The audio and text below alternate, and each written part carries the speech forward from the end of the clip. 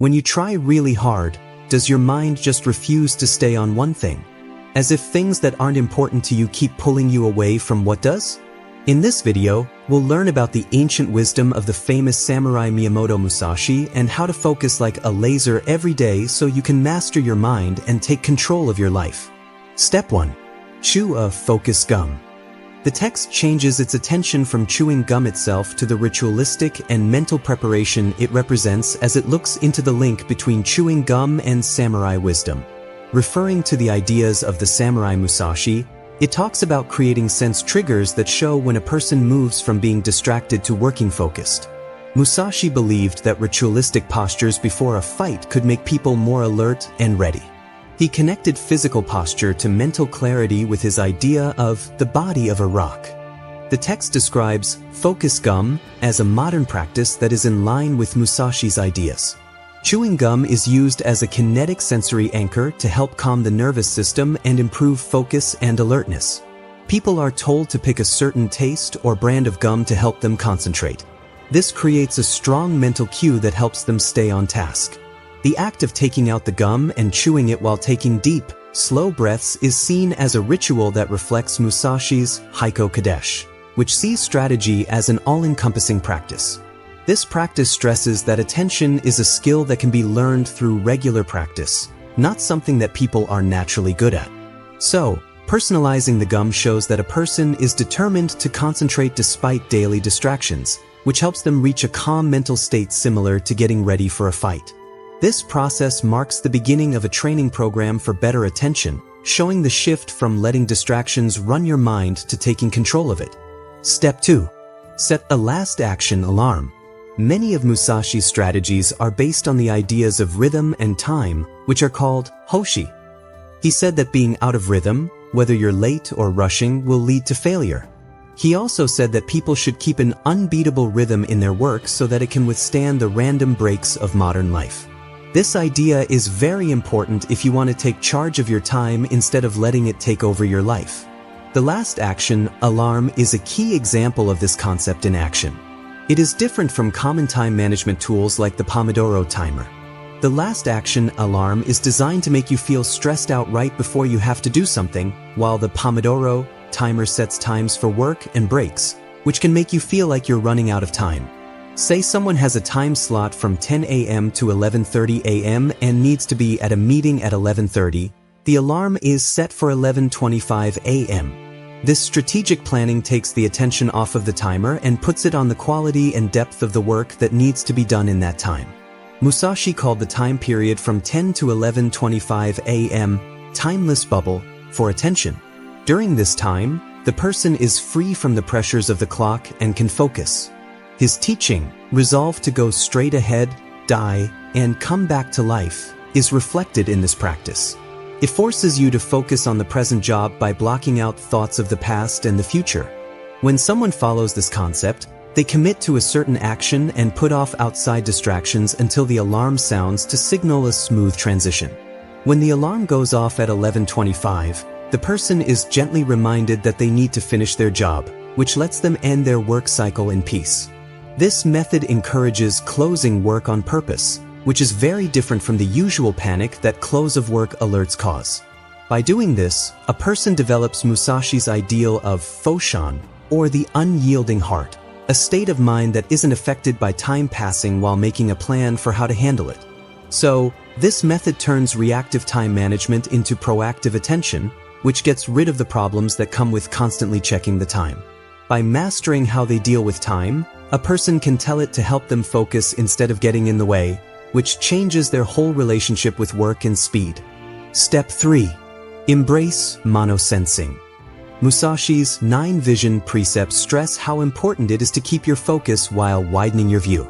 If you want to avoid stress and missing the bigger picture, his advice, not let the eyes dazzle, and harden the eyes and soften the vision, means not focusing on specific things. Instead, practitioners are told to soften their gaze so that it covers the whole field of view. This will help them focus more because they won't be sidetracked or dazzled by single stimuli. The idea of monosensing comes about as a way to put this theory into practice. It includes focusing on one sense, usually hearing or sight, on purpose while blocking out other senses' stimuli for a set amount of time. For instance, outside noises like office chatter can make it hard to concentrate when writing or learning, which is why strategic solutions are needed. One option is to completely block out all other sounds and smells, like with good noise-canceling headphones. This creates a space where the mind can fill the silence on purpose. An alternative way to use monosensing is to focus your hearing on a single, steady sound, like white noise or natural sounds. This constant sound protects your senses by blocking out distracting sounds and keeping your attention on the sound. So, the mind learns to ignore this flat sound, which lets it focus its mental resources more effectively on the current job. By closing your eyes and using similar strategies for sight, you can block out visual distractions and shift your mental energy from processing external stimuli to internal thinking and imagination. What Musashi called Mizu no Kokoro, or mind like water, is the practice that this method leads to. A calm mind can clearly see reality when it is free of distractions, just like a still pond clearly shows what is around it. In other words, monosensing means stopping the things that distract you and making one clear focus your only goal. This method changes the way you think from multitasking to monotasking at the core level. It leads to a clear, calm, and highly focused state of mind, like a master fighter who sees his opponent as a whole, not as a bunch of separate parts. This exercise can help people develop a strong, unified sensory experience. Step 4. Place a focus object on your desk. Musashi talked about how a warrior's surroundings and posture affect how well they do their job. He stressed how important it is to have a commanding presence. Applied to current situations, this idea means carefully setting up your workspace to help you concentrate and reflect your own goals. A focus object, which could be a smooth stone, a hand-carved figure, or a favorite pen, is at the heart of this practice. This object helps focus the mind by pulling it away from things that are distracting, like clutter, and onto the job at hand. It also acts as a silent reminder of the person's promise to stay focused. Like Musashi's idea of Katsuji Ken, or the life-giving sword, it represents the state of focus that is wanted. It is recommended to interact with the focus object before starting work, as touching and thinking about it can help you confirm your intention and shift your attention from your inner thoughts to something outside of yourself. This ritual tries to change one's surroundings to help clear the thoughts of clutter. By putting an important object in a visible place, people show that they know a clean, organized workspace is important for mental health.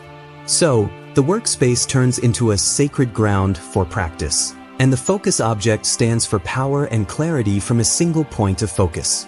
In the end, this concept supports Musashi's lesson on being aware of one's surroundings to keep one's mind clear and focused. Step 5. Use irrelevant background noise. This article talks about a specific type of monosensing that works on the auditory channel by adding a steady, regular, and meaningless sound to the space, like white noise, pink noise, or fan sounds. This sound blocks out noises that are annoying and make it hard to concentrate, because the brain is actively looking for important sounds that can take our attention away from our work. As an acoustic blanket, the constant noise blocks out outside sounds so the brain can focus on its own thoughts. In line with Musashi's idea of sanshin, or remaining mind, this technique helps people focus on their work while still being aware of their surroundings. The background noise protects your ears and helps you find a balance between being aware of your surroundings and concentrating on your work. Musashi's ideas stress the importance of creating a virtuous void that stays between the extremes of chaos, which can be distracting, and silence, which can make you feel anxious. This creates a productive space with meaningless sounds that encourage thoughtful engagement and creation. The document suggests trying out different background sounds to discover those that make you feel calm but alert. The goal is to improve cognitive processing and strategic thinking, creating the best sound environment for work. Step 6. Define a stop condition. Before you start a focused work session, you need to set a clear and specific stop condition to indicate when it's over. This is different from just keeping track of time. Setting clear goals, like write the introduction and the first 2 subheadings of the report, is important for this condition because it breaks down big chores into smaller ones that are easier to handle. Figure in history, Musashi's mindset stresses taking decisive action and having a clear goal, which is similar to going into a duel determined to win. This clarity gets rid of the confusion that often comes with big projects, so you can focus on your immediate goals instead of feeling stressed by the whole thing. Setting a clear stop condition tells the subconscious to focus all of its efforts on reaching that goal. This turns progress into a clear finish line and gives you a sense of completion when you hit the milestone. This makes you more motivated in the long run because reaching these clear goals over and over again creates a positive link between focused work and success, not fatigue. By setting clear limits, this practice builds a strong mind that can handle the stress of upcoming projects. Finally, before starting any focused work, a person should write down their stop condition and make sure it is clear and attainable. They should also go into the task determined to win right away. Step 7. Do a brain drain. After a focused work session, it's helpful to take 5 minutes to write down any thoughts that are still going through your mind in a free-flowing way. You can use a notebook or a computer to do this. This means writing down every thought, question, or worry that has to do with the finished work, as well as any thoughts that aren't connected, like personal worries or reminders. To allow for a full brain dump, the process should not be edited or censored. Musashi pushed for an unfettered mind, which means keeping your mind open and free from attachment. This method fits with that idea. Going from one job to another right away can leave mental residue that makes it hard to focus on the present and creates cognitive loops that distract and make it hard to get involved in later activities. This process, which is called brain drain, records thoughts outside of the brain, which helps the brain feel like it can let go of them. Like closing multiple browser tabs at once, it clears your mind of unnecessary information and makes you ready to start new chores. It also means having self-respect and making plans, understanding that the mind is a source of ideas rather than a reliable manager, which lowers the stress that comes from having too many memories. This idea also fits with mais no kakopo, which means mind like water. It means that after the brain drain, the mind is calm and ready to take on the next task without being distracted by things that happened in the past. It's important to do this practice regularly at the end of intense focus sessions. It acts as a cool-down time that improves mental clarity, like polishing a sword. Keeping your mind clear of distractions is important for staying focused, which makes deep focus easier and turns your mind into a resource you can use every day.